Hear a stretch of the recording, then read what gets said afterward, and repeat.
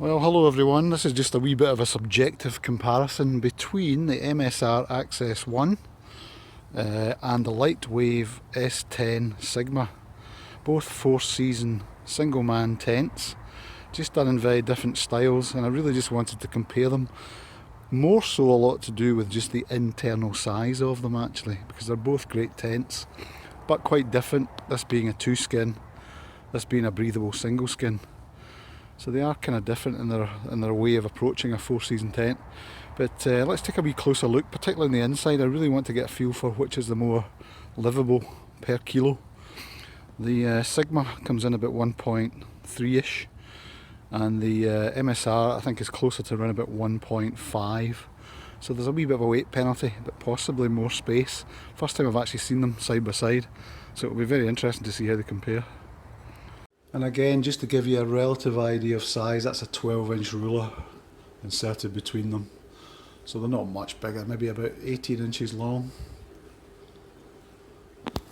And if you take the, let's see, approximate width, looking at them, each of them are probably about 6 inches or so. So not a huge difference once you pack down the MSR. In terms of weight, the MSR is coming in, albeit with the hang tags on it, at just over 1.5 kilos. Looking at the Lightwave S10, it comes in at just under 1.4, so about 1.38. So not a huge difference in them. Both tents have a side opening door, so they're quite similar in that respect. The immediate impression when I put them up is the Lightwave is a lot lower looking. Now I've been using the Lightwave for a few months now and I find it very roomy. It's also good for cooking in, plenty of vestibule room. But I have to say, when I compare it with the Access does look a lot bigger. But anyway, let's take a wee look at the inside of this first of all, just to give you a feel for head height and space.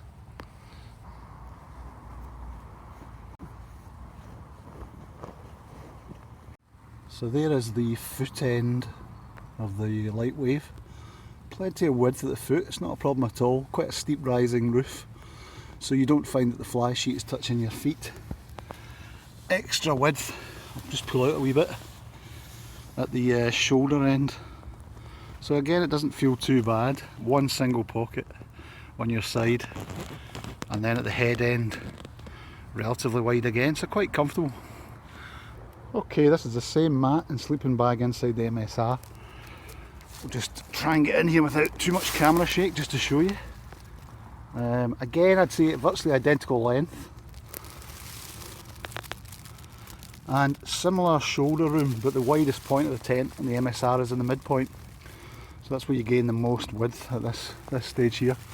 Headroom, I'm going to jump in and show you, but I suspect is a lot higher. Although I don't feel any issue in mine at all, but this does feel very airy. I think partly because of just the light inner inside it. And I do like the fact it has a head and a foot pocket, so you've got a wee bit more variety of storage. Plus the other good thing is that they build in hang tags in here where you can attach drying lines, etc., or hang lanterns, as opposed to the one single anchor point at the peak in the Lightwave. Yeah, that's the head end. Good thing about the MSR is it's absolutely identical whichever way you sleep, apart from the door position, so you can reverse it, a bit more flexibility in terms of the way the lie of grass or the ground is. You can use it according to the slope. Again, just for reference for size, I've taken the sleeping bag out of the way because it doesn't really help, just to show you the full Neo Air in terms of space and size in here. Plenty of room, very comfortable. Not a problem at all. Let's just jump back to the Lightwave and do the same thing. So back in the Lightwave. Again, width more towards the shoulder, so a slightly offset sleeping area. Again, similar length. Nice steep walls at either end. Steep walls on either side, bowing out slightly, I should say. And reasonable head height. Very close, but as you'll see, because of the dark breathable fabric in here with the carbon coating, it feels a wee bit more dark and, dare I say, oppressive. It's maybe a bit of a strong word, but it's definitely slightly more cave-like, and just the one pocket. So I'm sitting right at the apex of the fly sheet here. I call it fly sheet, it's single skin. So you gain the whole internal volume because you don't have an inner tent to worry about, which is why for the weight they're generally very roomy. 5'8", as I say, probably got about another, I don't know, 5-6 inches probably. So it seems okay. Again, if you've seen my earlier videos, you'll know that I think this is quite a spacious wee tent. I really don't feel claustrophobic in it when I'm in it for quite a length of time. And the vestibule again is quite roomy. Probably about another, not very scientific, but 2 or 3 inches headroom here, which is very good. Do you know, there's not an awful lot of difference in it, although it feels more airy because of the lightness of the fabric. Actually, in terms of space, I really do think they're actually very similar, but the MSR designs do a very nice job of creating a lot of internal volume. The way they arch the poles and the way they have very high end pole supports, whereas if you look at something like the Southern Cross, it's got far lower pole ends, which means it's much tighter at the head and the foot, and the Southern Cross peak height is a lot lower as well. So in terms of wind stability, the Southern Cross is probably the better one, but you need to be a smaller user or be prepared to be a wee bit more cramped. So although it's not packed, that's a 55 litre rucksack just tucked to the right of the door. That then gives you plenty of room to cook, and I know from experience there's sufficient height in the vestibule and the angle to cook without burning it. So you can cook under cover, which is pretty important in a 4-season tent when the weather's inclement outside. Not recommended, but it works. Okay, same thing in the MSR. If you look at it, that's the 55 litre rucksack. Again unpacked, but just to give you an idea of size. Tucked to the right of the door, which again has a half door. Maybe a wee bit tighter in terms of just coming in towards the inner tent, but wider at the furthest out point. So it kind of is slightly steeper, but still fine, absolutely fine. It's maybe worth commenting, their door designs are very similar. So there's a kind of U-shaped one-piece zip, goes all the way around, and then the door hangs from the centre point, and both feature no-seam mesh netting vent at the top, which cannot be closed, so you cannot seal these like an Acto, the Hilleberg version.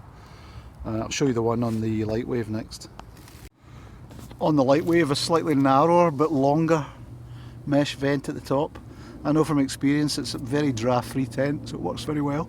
But again, you cannot close it completely.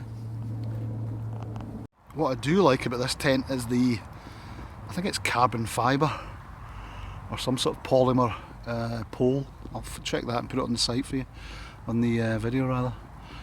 The poles are very good, they do seem unbreakable. They almost look like the old cheap fiberglass poles, but as far as I can tell they should be excellent.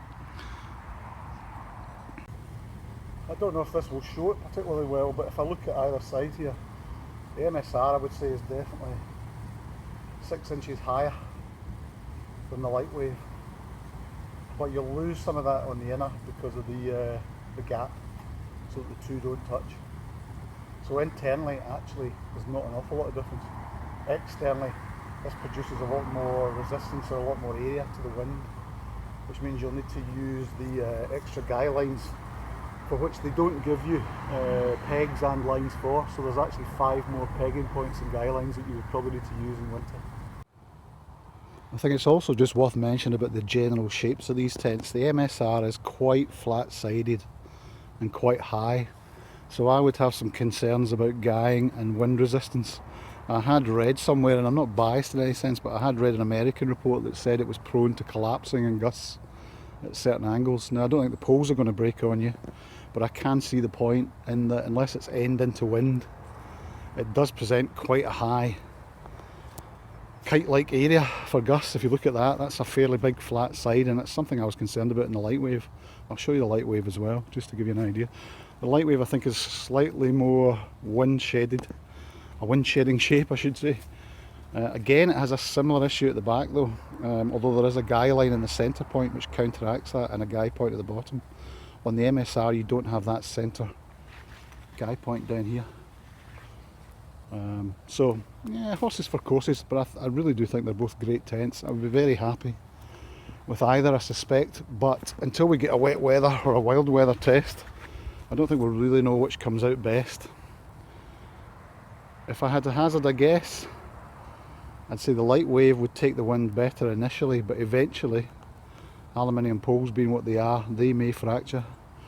These composite poles on the MSR will bow and bend, and I think the percent will wobble a lot more, but ultimately it would spring back. So there you go. For what it's worth, for anyone that wants a wee look, it was really just more for my own use, just to get an idea of which I preferred side by side, because although I'd already bought the Lightwave, the MSR Access 1 came out just after I bought it, and I have to say I was very intrigued by it too. So would I change it? Not necessarily, but I think they really are very close in terms of spec and performance, and either would be a great choice.